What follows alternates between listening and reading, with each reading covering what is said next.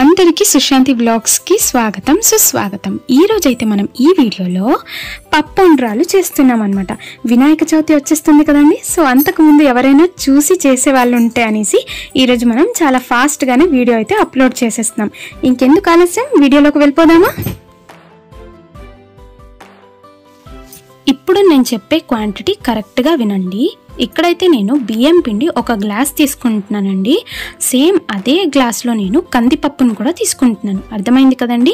ఏ గ్లాస్లో అయితే నేను బియ్యం పిండి తీసుకున్నానో సేమ్ అదే గ్లాస్లో నేను కందిపప్పును కూడా తీసుకుంటున్నాను। అలాగే ఒక కంప్లీట్ కొబ్బరికాయ తీసుకుంటున్నాను, చూస్తున్నారు కదా। దాంతోపాటు యాలక్కి పౌడర్ కూడా తీసుకుంటున్నాను। ఇప్పుడు బెల్లం క్వాంటిటీ చెప్పాలంటే ఇక్కడ కర్ణాటక సైడ్ మనకి ఇలాంటిది ఉండ బెల్ల దొరుకుతుంది అనమాట। సో ఈ బెల్లం ఎంత క్వాంటిటీ తీసుకుంటున్నాను అనేది నేను తర్వాత చెప్తాను। ఇప్పుడు ఫస్ట్ మనం ఒక కుక్కర్ తీసుకోవాలి। ఆ కుక్కర్ లో మనం కందిపప్పు వేసుకొని ఇది ఒక 2 సార్లు కడిగేసి మనం కుక్కర్ విషల్ వేసి ఒక 2 విషల్ పెట్టేద్దామా। ఎందుకంటే పప్పు వంటకి మనకి పప్పు కావాలి కాబట్టి మనం ఫస్ట్ పప్పు పెట్టేస్తే నెక్స్ట్ మనం పప్పు ఉండ్రాలకి రెడీ చేసేద్దాం।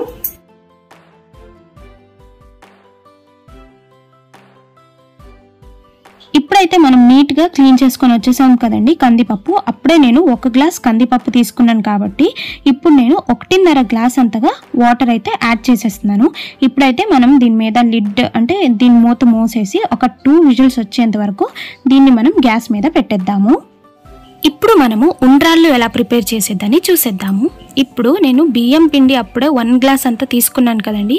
సో 1 గ్లాస్ బియ్యం పిండికి ఇక్కడ నేను 1.5 గ్లాస్ అంతగా వాటర్ యాడ్ చేస్తున్నాను। ఎందుకంటే ఇక్కడ నేను తీసుకునేది డ్రై పిండి కాబట్టి।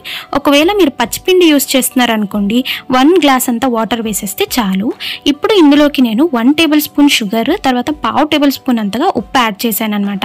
ఇప్పుడు మనం ఇందులోకి 1 టేబుల్ స్పూన్ అంతగా బియ్యం పిండి యాడ్ చేయాలి। ఎందుకు యాడ్ చేస్తున్నామంటే మనము డైరెక్ట్ గా పిండి వేసేసాం అనుకోండి బియ్యం పిండి అది మనకి ఏమవుతుందంటే ఉండలు కట్టేస్తాయి। కాబట్టి మనము ముందుగానే 1 టేబుల్ స్పూన్ అంతగా అయినా లేకపోతే మీరు 1.5 టేబుల్ స్పూన్ అయినా, ఎంత అంటే మీరు ఎక్కువ క్వాంటిటీ చేసినట్టుంటే 2 టేబుల్ స్పూన్, మా అంత క్వాంటిటీ చేసినట్టుంటే 1 టేబుల్ స్పూన్ బియ్యం పిండి వేసి కాస్త ఇది ఒక పొంగు వచ్చేంత వరకు వదిలేయాలి మూత పెట్టేసి। చూడండి ఎంత చక్కగా ఒక పొంగు వచ్చింది కదా।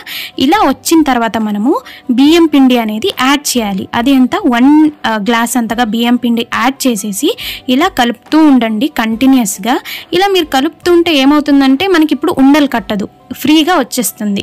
ఒకవేళ మీరు డైరెక్ట్గా వేస్తారనుకోండి ఇలా 1 టేబుల్ స్పూన్ అంత బియ్యం పిండి వేయకుండా అప్పుడు మీకు ఉండలు కట్టేసే ఛాన్సెస్ ఉంటుంది। చూడండి ఇప్పుడు ఎంతసేపు కలుపుతున్నామో మనకి ఉండలు అనేది ఎక్కడ కనిపించట్లేదు। ఇప్పుడు నేను చెప్పిన ప్రొసీజర్ మొత్తం మీడియం ఫ్లేమ్లోనే మీరు చేస్తూ ఉండాలి। ఈవెన్ ఇలా కలిపినప్పుడు కూడా మీడియం ఫ్లేమ్లోనే ఉండాలి।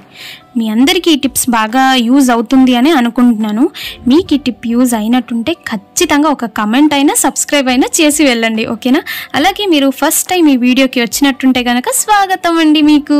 ఈ మొత్తం ప్రొసీజర్ వచ్చేసి మీరు మీడియం ఫ్లేమ్లోనే చేయాలి। హై ఫ్లేమ్ పెట్టారనుకోండి ఇలా కలిపినప్పుడు ఏమవుతుందంటే కింద అంటిపోయే ఛాన్సెస్ ఉంటుంది, అలాగే కొన్నిసార్లు కింద అడుగు పట్టేస్తుంది అనమాట। సో అందుకోసమని మీడియం ఫ్లేమ్లో ఇలా మీరు కలుపుతూ ఇంకో 5 నిమిషాలకి ఇలా మూత పెట్టి వదిలేయండి। చూడండి 5 నిమిషాలు అయిన తర్వాత ఎలా ఉందనేది, కాకపోతే మీకు నాకు చూస్తే కూడా అంత డిఫరెన్స్ అనిపించదు, కాకపోతే లోపల బాగా ఉడుకుంటుంది అనమాట। ఇప్పుడేం చేయాలంటే బాగా ఒకసారి కలిపేయాలి। కలిపిన తర్వాత ఇంకో 5 నిమిషాల కోసమని మూత పెట్టేద్దాము, అంటే ఒక 5 to 7 మినిట్స్ కోసం మళ్ళీ మూత పెట్టి ఉడకనిద్దాము। ఇప్పుడు చూడండి 5 నిమిషాలు అయిపోయింది కదా, మనకి ఇప్పుడు వచ్చేసి ఉడికిపోయింది। చూడండి చేయికి అంటడం లేదంటే ఉడికిపోయిందని అర్థం। చాలా టోటల్ గా మనకు 10 నిమిషాలు ఉడకడానికి కావాలి। 10 నిమిషాలు అయిపోయింది, ఉడికిపోయింది। ఇప్పుడు స్టవ్ ఆఫ్ చేసుకొని మూత పెట్టి ఒక 2 నిమిషాలు వదలాలండి। అప్పుడు దానిలో అది సెట్ అవ్వడానికి ఒక 2 నిమిషాలు కావాలి। ఒక 2 నిమిషాలు మనం వదిలేద్దాం। ఈలోగా మనం కొబ్బరికాయలు చిన్న చిన్న ముక్కలు కట్ చేసుకుని వచ్చేస్తాము, అంతలోకి చల్లగా అవుతుంది। ఇప్పుడు చూడండి ఇలాగా చిన్న చిన్న ముక్కలు కట్ చేయాలి, ఎక్కువ పెద్ద ముక్కలు అయితే బాగోదు। చిన్న చిన్న ముక్కలు కట్ చేస్తాం, మనకి వచ్చేసి ఒక 2 ఉండలు తిన్నప్పటికి ఇది ఒక 4-5 ముక్కలు దొరుకుతుంది, లేకపోతే బాగోదు। ఇంత సన్నంగా కట్ చేసుకోవాలి ఒక కొబ్బరికాయ। చూడండి ఇప్పుడు మనము ఒక 2 మినిట్స్ అందులో సెట్ అవ్వడానికి వదిలిన తర్వాత కొద్దిగా కలపాలన్నమాట. కలిపిన తర్వాత ఇప్పుడు ఒక గరిటెలోనే ఒక ప్లేట్కి షిఫ్ట్ చేశాను కదండి. ఈ మూత మూయడము చాలా ఇంపార్టెంట్, లేకపోతే వేడికి పైన ఒక లేయర్ అనేది ఫామ్ అయిపోతుంది కాబట్టి.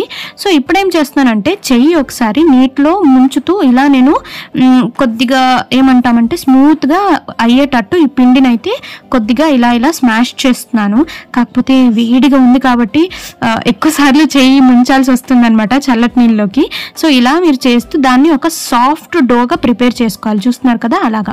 ఇప్పుడు అందులోనే ఒక కొద్దిగా భాగంలాగా ఒక ఉండ చేసుకొని మీరు మళ్ళీ ఒకసారి చేతికి వాటర్ ఇలా ముట్టిస్తూ మీరు చూడండి కొద్దిగా అంటే చాలా చిన్న ఉండ్రాలు చేసుకోండి. అంటే మీరు పెద్ద పెద్ద ఉండ్రాలు చేసుకున్నారనుకోండి తిన్నప్పటికీ బాగోదు. చిన్నగా మీరు ఉండ్రాలు చేసుకుంటే చాలా బాగుంటుంది. కాకపోతే ఇది చేసినప్పుడు కొద్దిగా పేషెన్స్ కూడా ఉండాలి.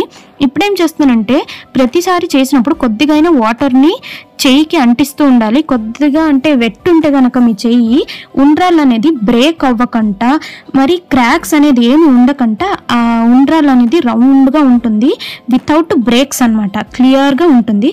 సో చేసేది ఫస్ట్ టైం అయినప్పటికీ కొద్దిగా మీకు భయం ఉంటుంది. కాకపోతే వాటర్ని చేతిలో తడిమి ఇలా చేసుకోండి, లేకపోతే బ్రేక్స్ అయ్యే ఛాన్సెస్ ఉంటుంది. కాబట్టి ఫస్ట్ టైం చేసిన వాళ్ళకి మాత్రం కష్టంగానే ఉంటుంది. సో చేస్తూ ఎవరికైనా అలవాటు అయిపోతుంది. చూడండి ఉండ్రాళ్ళు మాత్రం పర్ఫెక్ట్ షేప్లో అన్నీ ఒకే షేప్లో వచ్చింది, ఏ ఒక్క బ్రేక్స్ క్రాక్స్ లేకుండా వచ్చిందనమాట. సో మీరు కూడా చేసినప్పుడు ఇలానే చేయండి, ఓకేనా. ఇప్పుడు నేను చెప్పబోయే క్వాంటిటీ వచ్చేసి బెల్లం క్వాంటిటీ అనమాట.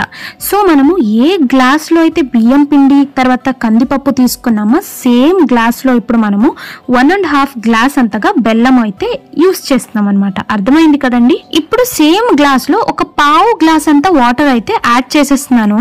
ఇప్పుడు మనం స్టవ్ ఆన్ చేసుకుని ఆ బెల్లం పాత్ర అనేది స్టవ్ మీద పెట్టేసి అది జస్ట్ కరగాలండి, అంటే మెల్ట్ అవ్వాలి. మనకు పాకమేయట్లేదు, ఎందుకంటే మనం అది వచ్చేసి వడబెట్టాలి కాబట్టి డస్ట్ ఉంటుంది కదా, వడబెట్టాలి కాబట్టి మనకు పాకమేయట్లేదు, జస్ట్ బెల్లం మెల్ట్ అవ్వాలి అంతే. చూడండి ఇలాగా పిప్పులు చూడండి ఇలా ఉంటాయి.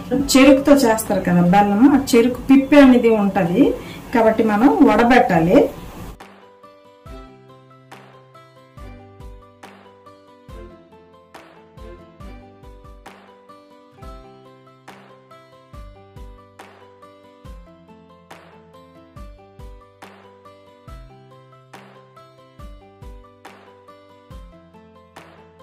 చూడండి ఈ పాత్రలో ఎంత గలీజ్ ఉన్నది, డస్ట్ ఉన్నది, కనిపించని డస్ట్ అని ఇక్కడ ఉంటుంది అనమాట.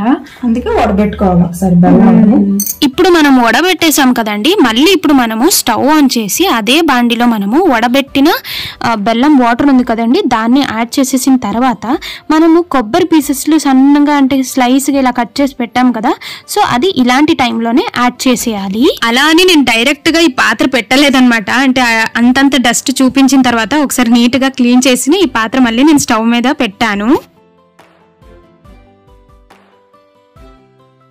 ఈ కొబ్బరి యాడ్ చేసిన తర్వాత ఎంతసేపు అనేది మీకు డౌట్ ఉంటుంది కదండి. ఎంతసేపు కాదు, మరో 5 నిమిషాల వరకు మనం ఇది ఉడికించేస్తే చాలు. అంటే ఒక పొంగు అనేది అయితే వస్తుంది కదండి, సో అంతవరకు ఇది ఉడికించేస్తే చాలు. ఒక 5 to 7 to 8 మినిట్స్ అని అనుకోండి. చూడండి ఎంత చక్కగా అంటే ఒక బాయిల్ అయితే అయిపోయింది కదా. ఇదైతే నియర్లీ 8 మినిట్స్ పెట్టామన్నమాట. సో ఇలాంటప్పుడు ఏం చేయాలంటే మనము ఉండ్రాలు చుట్టాం కదండి, సో ఆ ఉండ్రాల్ని ఇప్పుడు అట్టే టైము వేసేయాలన్నమాట. ఇప్పుడు చెప్పే విషయం మాత్రం చాలా చాలా ఇంపార్టెంట్. ఏంటంటే ఇప్పుడు మనం ఉండ్రాలను మొత్తం వేస్తాం కదండి, ఇలాంటప్పుడు మనము గరిట పెట్టేసి ఒకసారి కలపకూడదు. కలిపేసాం అనుకోండి ఈ ఉండ్రాలు ఇప్పుడు సాఫ్ట్గా ఉంటుంది కాబట్టి అంటే బ్రేక్ అయ్యే ఛాన్సెస్ ఉంటుంది. తర్వాత మనకి ఆ ఉండ్రాలు ఏమవుతుందంటే కలిసిపోతుంది అనమాట వాటర్లోనే, అంటే చెదిరిపోతుంది. సో అందుకోసమని ఈ టైంలో మనము కలపకూడదు, దాని మట్టుకు అదే ఉడకడానికి వదిలేయాలి. చూడండి ఈ ప్రాసెస్ మొత్తం హై ఫ్లేమ్లోనే అవ్వాలన్నమాట. మీడియం ఫ్లేమ్ కాదు, లో ఫ్లేమ్ కూడా కాదు, హై ఫ్లేమ్లోనే ఈ ప్రాసెస్ మొత్తం అవ్వాలి. సో అటు ఉండ్రాలు ఉడుకుతూ ఉంటుంది. ఆ లోపు మనం ఈ పప్పు పరిస్థితి ఏమైంది అనేది కూడా తెలుసుకోవాలి కదా, చాలా ఇంపార్టెంట్. చూడండి, ఇప్పుడైతే పప్పు మనం 80% లాగా ఉడికించుకోవాలి. అంటే 100%లో 80% వరకు మనము పప్పు ఉడికించుకోవాలి. తర్వాత మనం మళ్ళీ అందులో వేస్తాం కదండి, అంటే ఉండ్రాలు ఉడుకుతుంది కదా, అందులో వేస్తాం కాబట్టి ఇక్కడ ఒక 80% లాగా పప్పును అయితే ఉడికించుకోవాలి. చూడండి, ఇటు అస్సలు మనము గరిటేసి కలపలేదన్నమాట, ఇలానే ఉంది ఇది. సో ఇటు చూస్తున్నారు కదండి, పప్పు 80% అంతే ఉడికించుకోవాలి. మరీ చెప్తున్నాను. ఇప్పుడు మనము ఈ పప్పులోన ఒక అర గ్లాస్ నీరు కలుపుకోవాలండి. ఎందుకంటే ఇంత గట్టిగా ఉంటే బాగోదు. మరి కొంచెం పల్చగా అయ్యి మనం పప్పులోనే వేస్తే పప్పులో వచ్చేసి గట్టిదనం లేకుండా కొంచెం లిక్విడ్ లాగా ఉంటుంది. లేదంటే చల్లగైన తర్వాత ఇంకా హెవీ గట్టి అయిపోద్ది.